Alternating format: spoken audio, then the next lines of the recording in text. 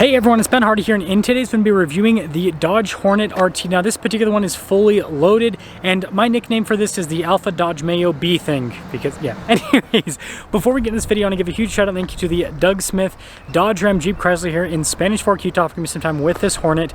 I'm going to include a link to their website in the description down below so you can check what they have currently.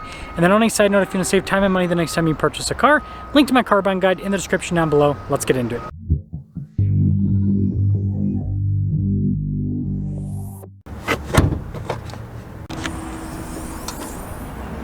Under the hood, we have a turbocharged 1.3 liter 4-cylinder that goes through a 6-speed automatic transmission. The MPGe rating with this plug-in hybrid powertrain is 77.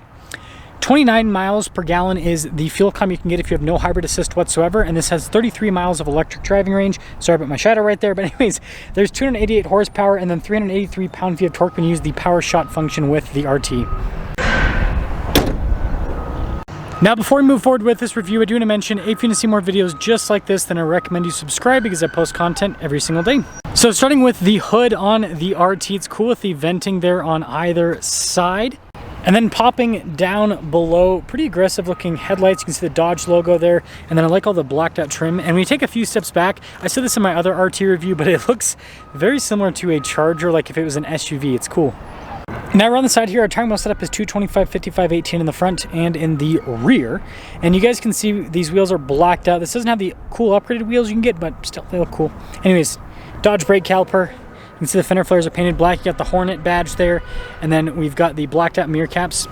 And then here is the side profile with the Hornet RT. And then take a look at the key fob. We have our lock and unlock function. We got the opening for the hatch, remote start, and then we have the Dodge logo there on the back end. Now in the rear here, you guys can see we've got the cargo cover built in from the factory and decent storage down below. Again, the Hornet isn't a massive vehicle, but it's nice that this is pretty dang practical. And this loaded up one actually has a power hatch, which is nice. Cool looking taillight design here. Goes into the Dodge logo there in the center, and then you guys can see the badges all blacked out. And look at those exhaust tips. And putting it all together, let me know your thoughts on the design here with this Hornet RT. Now popping inside, you guys can see the blacked out trim, and then we got the red stitching to contrast. And then this one has the upgraded red leather seats, which I think look fantastic. Legroom in the back of the Hornet's pretty good. Got a little storage pocket there, got some vents here for the rear passengers, USBs down below. And then we do have a cup holder armrest. And here's a closer look at the back seats, kind of a nice look. Anyways, headroom, I mean, almost touch the top.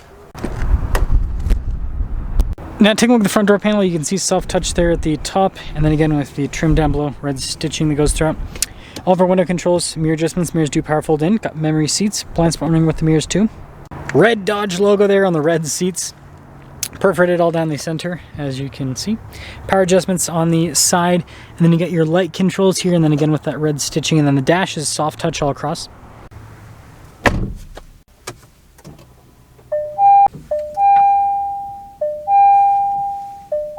Now taking a look at the steering wheel, you can see really nice leather trim all around, and we've got practical controls on the front, like your volume controls, adaptive cruise control, your e-drive modes as well. Giant paddles there because again it's the Alpha Dodge Mayo. And then we got this big digital gauge cluster here in the center. You guys can see we can switch between an e-save, a hybrid, and an electric mode with the Hornet. And then we have a traditional backup camera when you pop it into reverse. Trajectory lines do turn with the steering wheel, for those of you wondering. And then as for the rest of the infotainment system, first off, you notice this has heated and ventilated seats with these upgraded leather seats. Response time for the screen overall is pretty dang good. Easy to use as well. More of that red stitching across. And then you guys can see the vents here, and then we have our dual zone climate controls. Engine stop start, and then you got your sport mode right there. And then some little charging port action, and then wireless phone charging pad. Shifter for that 6-speed automatic. Got your volume control parking brake, and then your ESC off, and then your parking sensors, some cup holders right here. Look at this, the center console. Good storage there as well. And then this one actually has the sunroof. Now taking a look at the window sticker here, you guys can see this is an RT Plus black top. Base MSRP 46. Do have a few options. Black top package is one of them. Total MSRP 50,580. Still less than the Denali. Anyways, let's see how it drives. Talk about visibility. Here's your visibility over the hood. Both the mirrors do a blind spot wondering. The rest of the rear. And oops. Time to set off in the Alpha Dodge Mayo bee thing. So I just did a review on a Hornet the other day, but it was like a base model RT. I wanted to do one on this Hornet because it's a loaded up one with the nicer interior. I figured you guys wanted to see this. I'm assuming this is all of the Hornet RT you guys need for the year. I'll do a review on the 24 GT as well, so you guys can kind of see the changes with that for 24. But yeah, outside of that, that's all the Dodge Hornet for this year. I guess if you guys want to see comparisons with this against anything, let me know. It's kind of difficult though, because I mean, $50,000, there's not a lot of, yeah, there's just not a lot of small, outside of the luxury car world, there's not a lot of smaller crossovers that are this much. Everything's in the 30s for the most part. Anyways, you know, ride quality is a little bit firmer. This definitely has a sportier undertone, and you know, shorter wheelbase also kind of leads to a little bit of a bumpier ride. But I will say, smooth in terms of like going over that little compression point there. So I think that's nice.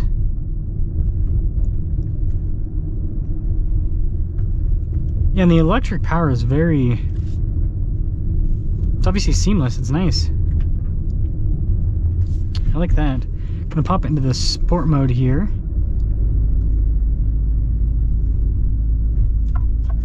Turn signal sound with this is so interesting.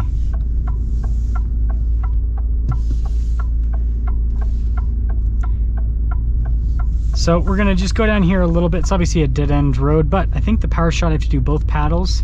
Okay, now we got power shot, right? Yeah, it's got some decent get up and go. I think I used the power shot feature properly, I think. Anyways, I guess this will lead us into kind of setting things up with the RT. Well, I gotta turn around here. Okay, I guess we're gonna try another one of those power shot things. Wow, that actually does feel quite a bit. So you have to hold the paddles, that's weird. It does feel quicker though. It definitely feels quicker. Interesting, so interesting. So to cap things off here with the Hornet RT, this thing's actually really fun to drive, especially with that power shot feature. It's really fun to drive.